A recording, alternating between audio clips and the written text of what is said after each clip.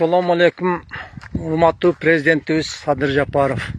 Мына биз Баткен районунун Карабак айылынан Тажикстандан өткөн жерлерди алганбыз. Мына өрүктөрү.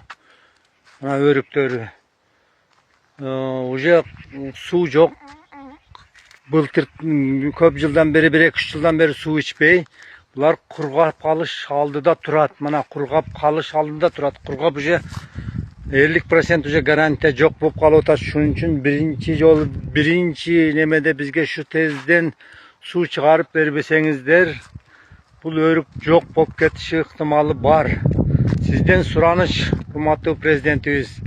Мына эли кичине жалбырак чыгарып гана турат мына. Муну сактап калыштын азыр bir жолун таап, бир нерсе кылып сууду тездетип берсеңиздер, мына жерлер мына ушундай кургак бойдон турат мына. 1 грамм суу жок, 1 грамм суу жок.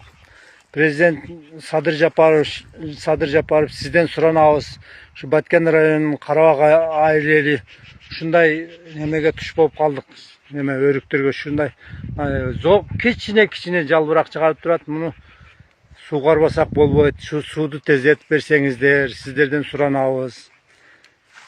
Сизди сыйлоо менен Карабак айылынын тургундарынын атынан.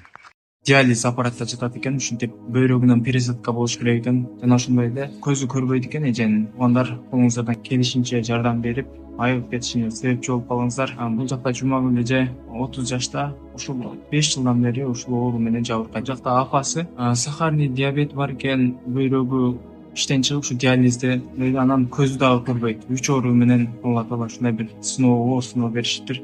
Биз дагы кабар алып турабыз. Бул жакта ушинтип эжеке ушул өзүн биле албай жатат. Успокаивающий берип койду азыр, Успокоивающий кол менен жатат да, аппараттан кыйналып атат. Апасы дагы бул жакта ушул кыз үчүн чуркап, көп жылдан бери кыздын аркасында больница менен кыдырып ушул жакта жүргөн учуру. Операцияга $22,000 сурап атышыптыр врачтар. Чет өлкөдө болот экен, Турцияда же болбосо Индияда, 2 өлкөнүн бирөөсүндө болот. Колуңуздардан келишинче ушул каражат сиздер үчүн, көпчүлүк үчүн аз эле каражат, биз эле ушул каражат чогулуп кетет деген үмүттөбүз.